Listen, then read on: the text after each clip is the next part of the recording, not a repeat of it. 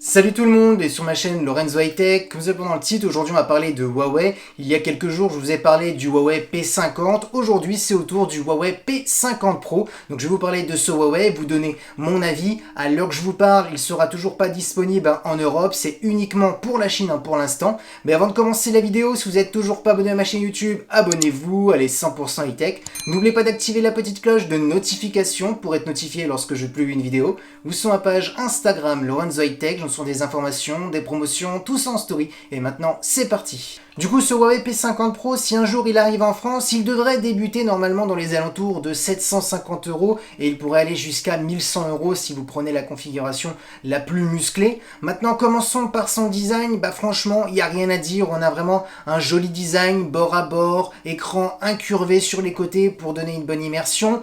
Par rapport au Huawei P50, il est un peu plus grand. Là, on est sur du 6,6 pouces, toujours avec la même définition Full HD+, on a toujours un écran AMOLED pour profiter des noirs profonds, des contrastes à l'infini, vous le savez très bien, il n'y a rien de mieux actuellement comme technologie. Par contre, ce Huawei P50 Pro va beaucoup plus loin par rapport au Huawei P50, tout simplement parce que on était sur du 90 Hz pour le Huawei P50, là on est sur du 120 Hz, c'est tout à fait normal, on est sur la version Pro, donc on va beaucoup plus loin. Ensuite, on a toujours une caméra frontale de 13 mégapixels, plutôt discrète, et concernant la sécurité, on a toujours un capteur d'empreinte qui est sous l'écran. Concernant le dos du smartphone, c'est plutôt original, on a l'habitude chez Huawei, là on a deux blocs photo avec plusieurs capteurs à l'intérieur, donc là on aime ou on n'aime pas. Maintenant parlons de la partie photo parce qu'on sait très bien que Huawei sont très bons. D'ailleurs, ce Huawei P50 Pro a déjà été testé par DxOMark, qui est une entreprise française qui teste énormément de smartphones et qui teste la qualité photo, la qualité de son. Et la partie photo, elle a été très bonne, ils sont numéro 1 actuellement des meilleurs photophones. Donc voilà, c'est le meilleur photophone du marché. Parlons maintenant des caractéristiques. On a un capteur principal de 50 mégapixels, donc ce qui est vraiment énorme. On aura énormément de détails, donc intéressant si vous aimez bien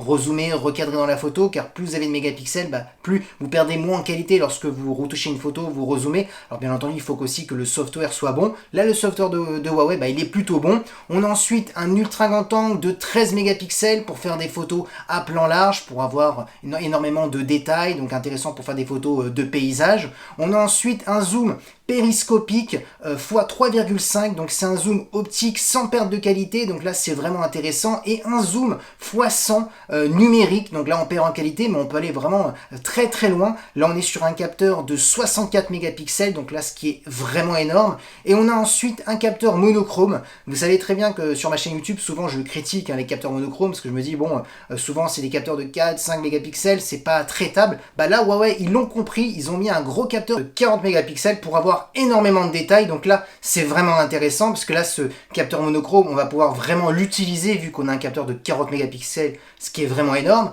Et concernant la partie photo, c'est toujours la déception, c'est comme le Huawei P50, on a de la 4K maximum, on ne va pas jusqu'à de la 8K. Donc moi personnellement, comme je vous ai dit dans la précédente vidéo pour le Huawei P50, c'est pareil pour ce P50 Pro. Je trouve que pour un smartphone qui est le plus haut de gamme de chez Huawei, quand on voit que les concurrents vont jusqu'à de la 8K, il faudrait avoir de la 8K, surtout pour un smartphone qui sort, là actuellement que en Chine, fin septembre, donc on arrive en fin 2021, la 8K va encore plus s'incruster, donc j'aurais voulu avoir un smartphone qui filme jusqu'à de la 8K, surtout quand on a des grosses performances.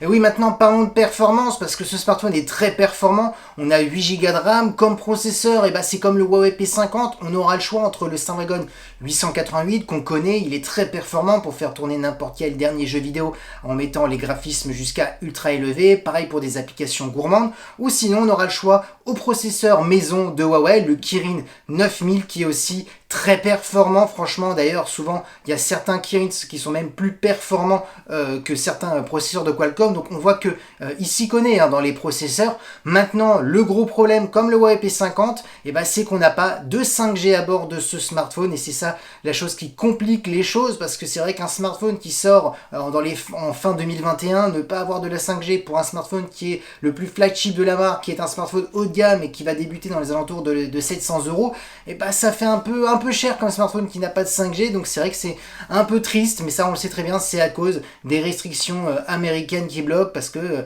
les Américains ne peuvent pas travailler avec Huawei, donc du coup Qualcomm ça appartient aux Américains, et donc du coup le Snapdragon 888, même si le Snapdragon 888, pour les gens qui ne savent pas, il a la 5G directement incorporée dans la puce, et bah ils sont capables de la désactiver. Donc du coup, bah, le Huawei P50 et P50 Pro n'a pas la 5G, et ça pour ma part c'est une grosse déception. Ensuite, concernant le stockage, vous aurez le choix entre 128 à 512 Go. Vous aurez la possibilité de rajouter une carte SD si ça ne vous suffit pas. Ensuite, concernant la batterie, on aura du 4360 mAh, donc une plus grosse batterie par rapport au P50 où on était sur du 4100. On aura toujours de la recharge ultra rapide de 66 watts. Par contre, le gros plus qu'on n'avait pas sur le P50 classique, c'est la charge par induction, et en plus ultra rapide, on est sur du 50 watts. Donc ça c'est un bon point, parce que c'est vrai que souvent la recharge sans fil c'est plutôt lent, donc beaucoup de gens ne l'utilisent pas. Là, on pourra l'utiliser parce qu'on est quand même sur du 50 watts.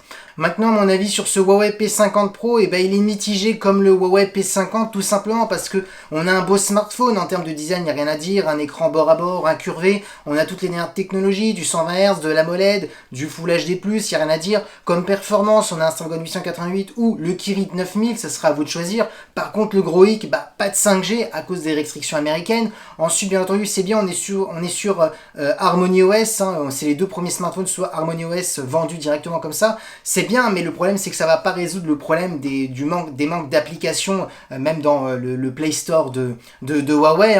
On voit beaucoup de gens qui se plaignent qu'il manque certaines APK ou que les APK bug, il y a beaucoup de soucis. Donc c'est vrai qu'au jour d'aujourd'hui, j'ai un petit peu du mal maintenant à... souvent il y a des personnes qui me disent est-ce que tu me conseilles d'acheter un Huawei? Souvent c'est vrai que j'ai du mal à répondre, c'est un petit peu compliqué, il faut savoir un petit peu bidouiller, et c'est vrai que maintenant aussi le tarif de ce Huawei coûte un petit peu cher, je trouve, par rapport, parce qu'on n'a pas de 5G, c'est quand même un gros point, la 5G, parce qu'on est en plein dedans, donc le tarif risque d'être un peu élevé face aux concurrents qui vont proposer de la 5G, qui n'ont pas tous ces problèmes de restriction. Donc c'est vrai que j'ai un avis un petit peu mitigé. Et voilà, la vidéo est terminée sur ce Huawei P50 Pro, j'espère qu'elle vous a plu. Si c'est le cas, n'oubliez pas le petit pouce like, de vous abonner sur cette chaîne YouTube et d'activer la petite cloche de notification pour être notifié lorsque je publie une vidéo. Ou sur ma page Instagram Lorenzo High Tech, je vous sois des informations, des promotions, tous en story. Et maintenant je vous dis à très bientôt.